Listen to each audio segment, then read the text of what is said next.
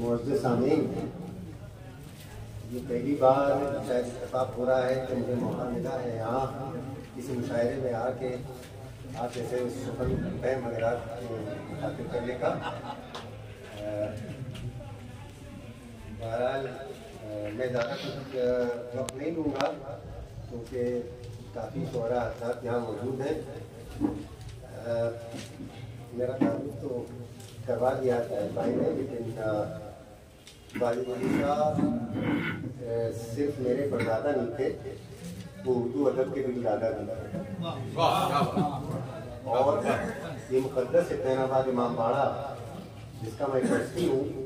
وہ صرف ایک امام باڑہ نہیں ہے بلکہ وہ اردو ادب کا گہوارہ بھی ہے۔ اور وہاں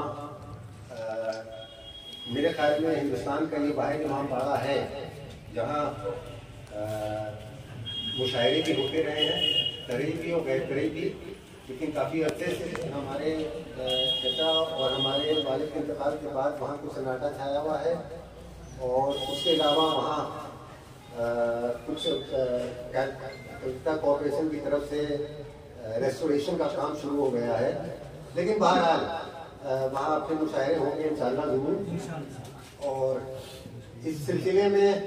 اگر آپ تھوڑا سا وقت دیں ہمیں، میں لوگ والد علی شاہ کے بارے میں کافی کچھ جانتے ہیں، لیکن ان کی جو خدمات تھیں اور ان کا جو کارنامہ تھا اس سلسلے میں لوگ زیادہ واقفیت نہیں رکھتے ہیں، تو میں مختصر سی ایک نظر ثانی ڈالوں گا ان کی ادبی زندگی پر، اور پھر آپ کو لکھنؤ لے چلوں گا اس کی جھلک دکھانے کے لیے جہاں سے وہ آئے تھے، اور پھر آج جو اردو کی حالت ظاہر ہے صرف کلکتے میں نہیں یا ہندوستان میں نہیں بلکہ پاکستان میں بھی، جس سے آپ لوگ شاید واقف نہیں ہوں گے کیونکہ پاکستان وہاں کی سرکاری زبان ہے، لیکن جس طرح ہندی کا غلبہ اردو پر یہاں ہے ویسے ہی پنجابی کا غلبہ وہاں پاکستان میں ہے۔ یہ میں اس لیے کہہ رہا ہوں کہ میں اپنے اسپورٹس کے سلسلے میں کافی گھومتا رہتا ہوں اور بین الاقوامی مقابلوں میں بھی جاتا ہوں۔ وہاں ایک پاکستانی لڑکا ہم سے کہہ رہا تھا، وہ بڑا خوش ہوا ہم سے مل کے اور اسے کہنے لگا کہ عرفان بھائی آپ ہمیں اردو سکھا دیجیے، تو ہمیں یہ سن کے دکھ بھی ہوا اور خوشی بھی ہوئی۔ دکھ اس لیے ہوا کہ وہ ملک جس کی سرکاری زبان اردو ہے وہاں کا بچہ آ کے ہم سے کہہ رہا ہے کہ آپ اردو سکھا دیجیے، کیونکہ وہ سب پنجابی بولتے ہیں جتنے ہمارے کھلاڑی آتے ہیں۔ اور خوشی اس بات کی ہوئی کہ ہندوستان میں جو اتنا سودیلا سلوک ہوا اردو کے ساتھ، اس کے باوجود کم از کم یہاں کوئی موجود ہے جس سے آ کے کوئی کہہ سکے کہ آپ ہمیں اردو سکھا دیجیے، اس بات کی ہمیں خوشی ہوئی ہے۔ دیکھیے کہنے کو بہت کچھ ہے ہمارے پاس، لیکن شعراء حضرات ہیں ان کو ان کا کلام بھی سنانا ہے، اس لیے میں زیادہ وقت نہیں لوں گا۔ اس سلسلے میں ہم جب پاکستان گئے تھے تو راستے میں جب ہم واگا بارڈر کراس کر کے گئے تو وہ جو ایک افسر تھی وہاں محترمہ، انہیں نے کچھ زیادہ کوشش شروع کر دی ہمارے ساتھ کہ آپ کی پوری ٹیم ہوائی جہاز سے گئی ہے اور آپ اس طرح یہ زیرو لائن یہاں سرحد کراس کر کے اٹاری بارڈر سے جا رہے ہیں، اس کی کیا وجہ ہے؟ کچھ مشکوک انداز میں انہوں نے ہم سے کہا، تو ہم نے کہا کہ دیکھیے ورلڈ چیمپئن شپ ہو رہی تھی کراچی میں، تو ہم نے کہا کہ دیکھیے ہم یہاں سے ہمارا ہوائی جہاز کا ٹکٹ بھی تھا، لیکن ہم نے جان بوجھ کے یہ سرحد پار کر کے جانا مناسب سمجھا۔ اس کی دو وجوہات تھیں، ایک تو یہ کہ ہم دیکھنا چاہتے تھے کہ یہ زیرو لائن جو ہے جس میں ایک قدم ہندوستان میں اور ایک قدم پاکستان میں ہے، اس کو کیا محسوس ہوگا ہمیں، ایسا ظاہر بات ہے ان کا بالکل سنگمی تعلق ہے ان دونوں ملکوں کا۔ اور دوسری بات یہ تھی کہ ہم نے ان سے کہا کہ ہم یہاں لاہور میں فیض احمد فیض اور علامہ اقبال کی قبروں پر خراج عقیدت پیش کر کے کراچی جانا چاہتے ہیں، تو انہیں نے کچھ طنزیہ انداز میں ہم سے پوچھا کہ کیا آپ نے پڑھا ہے ان لوگوں کو؟ تو ہم نے کہا کہ ہم نے وہ پڑھا ہے جو آپ نے نہیں پڑھا ہوگا، تو وہ ذرا چھٹپٹا گئی، ہم سے کہنے لگے کہ آپ یہ کیسے کہہ سکتے ہیں کہ ہم نے نہیں پڑھا ہوگا؟ تو ہم نے کہا کہ یہ ہم اس لیے کہہ سکتے ہیں کہ جب وہ شائع ہی نہیں ہوا ہے تو آپ پڑھیے گا کہاں سے؟ تو وہ بھی کچھ کم نہیں تھی. تو ہم سے جو ترکم درکا ہو رہی تھی، کہنے لگی کہ جب وہ چھپا ہی نہیں ہے تو آپ کیسے کہہ سکتے ہیں کہ وہ ڈاکٹر اقبال کا لکھا ہوا ہے؟ تو ہم نے کہا کہ اس کا فیصلہ آپ کیجیے گا کہ یہ ڈاکٹر اقبال کا لکھا ہوا ہے یا اور کوئی بھی ایسی نظم لکھ سکتا ہے. تو وہ بہت کسیانی ہو گئی، کہنے لگی کہ بڑی بڑی باتیں کر رہے ہیں آپ، اور وہ بھی ہندوستان سے آ رہے ہیں. ہم نے کہا دیکھیے بلا سے اردو سرکاری زبان رہی وہ پاکستان کی، لیکن اردو کی جو بہترین عناصر ہیں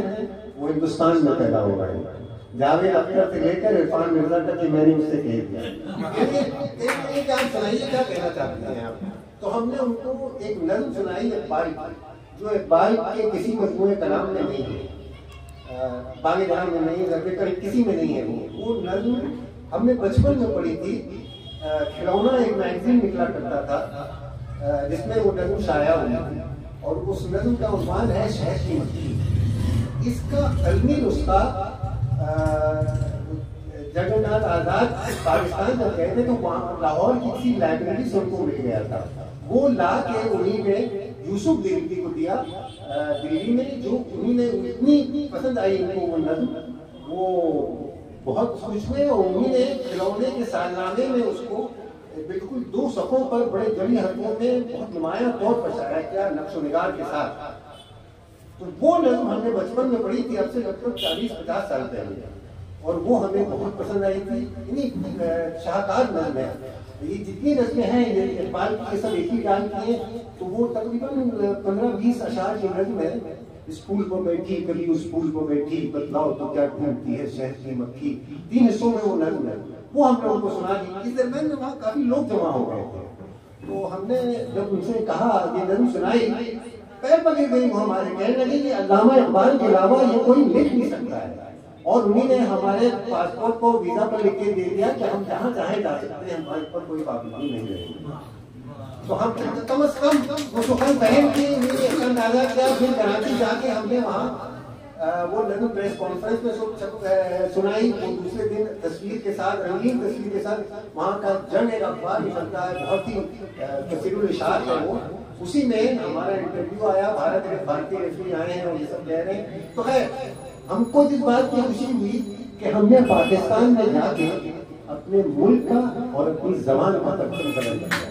بہت اچھی بات. اس لیے کوئی وہاں پاکستان میں رہ کر اس مغالطے میں نہیں رہے کہ ہندوستان کے لوگ اردو نہیں بولتے ہیں، ایسا کچھ نہیں ہے. اور ہماری ایک بڑی خواہش ہے کہ یہاں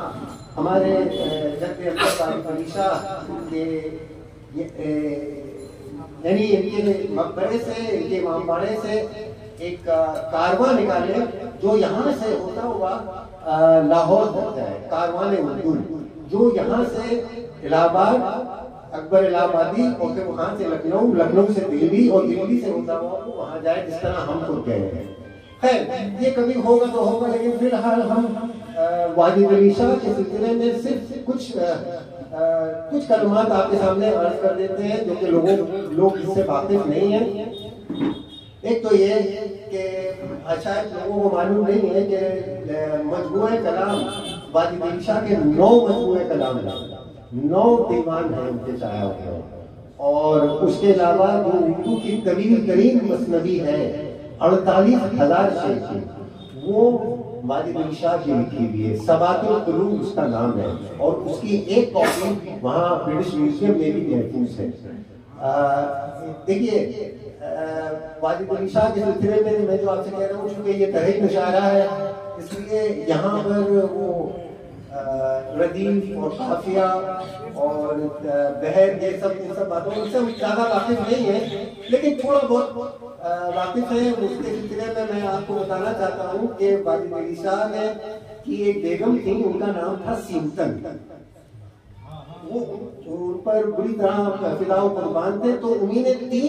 3 غزلیں کہیں سیمتن پر، جس میں ردیف تھی سیمتن. سمجھے آپ؟ تو وہ سیمتن غزل جو ہے، پہلی غزل میں سیمتن 1 دفعہ استعمال ہوا ہے ردیف میں، دوسری غزل میں 2 دفعہ استعمال ہوا ہے، اور تیسری غزل میں 3 دفعہ استعمال ہوا ہے. ہم ان تینوں غزلوں کے ایک ایک شعر آپ کو سنا دیتے ہیں، جس سے آپ کو اندازہ ہوگا کہ ان کو کتنی مہارت حاصل تھی اردو شاعری پر۔ اور یہ دیکھیے وہ پہلی مطلع ہے غزل کا جس میں انہوں نے سیمتن کو ایک دفعہ استعمال کیا ہے گردش میں، اور وہ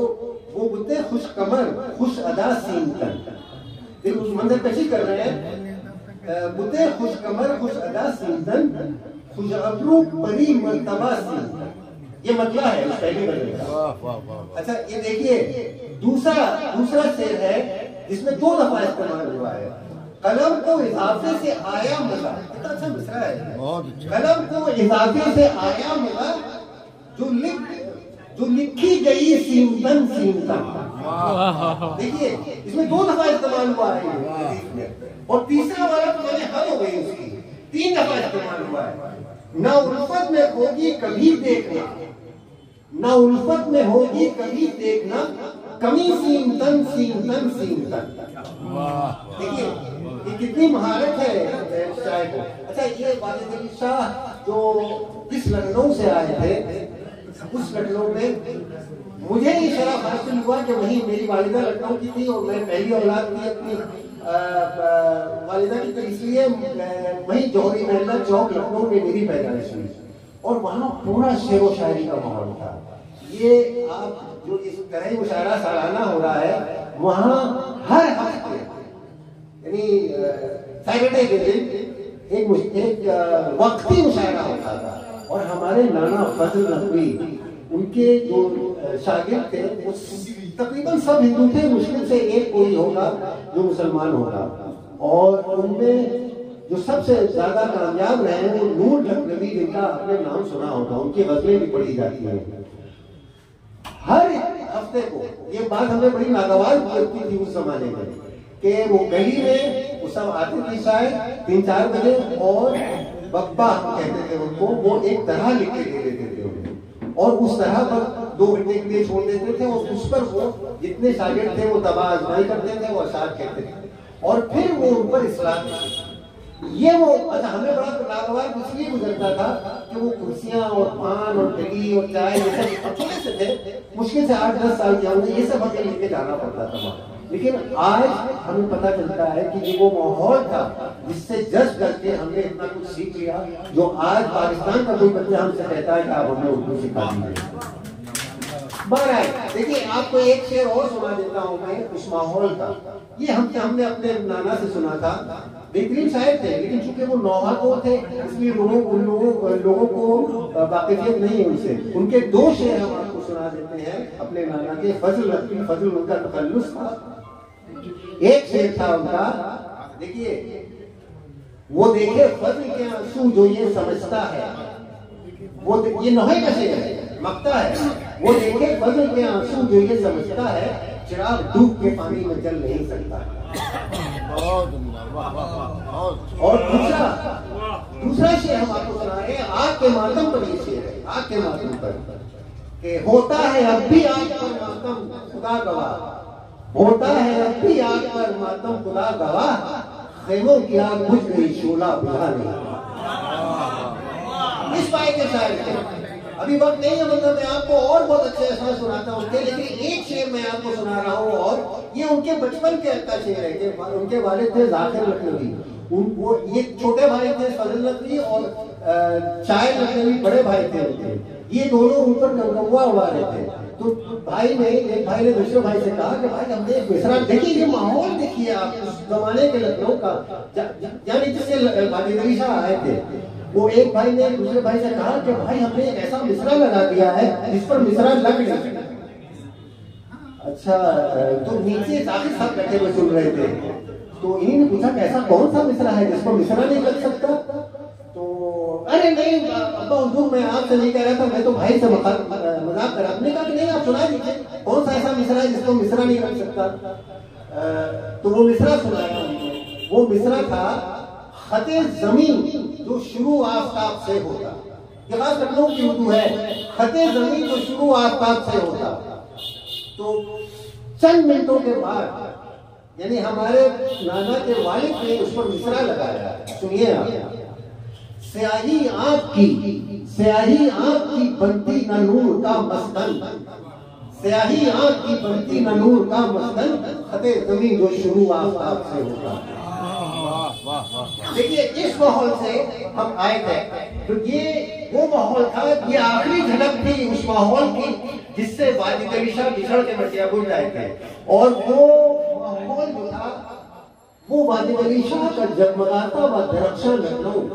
آج ایک بلحوث کا خوفزدہ اور برباد شہر ہے۔ اب اردو تک نہیں ہے وہاں، وہ اردو جس کی وجہ سے آج تک لکھنؤ کا ڈنکا بجتا ہے ساری دنیا میں، اب وہ اردو وہاں نہیں ہے، لوگ نہیں بول سکتے، وہ آ گیا یہاں پر۔ لیکن اب جو اردو کی حالت زار ہم دیکھتے ہیں، تھوڑا دکھ ہوتا ہے ہم کو کہ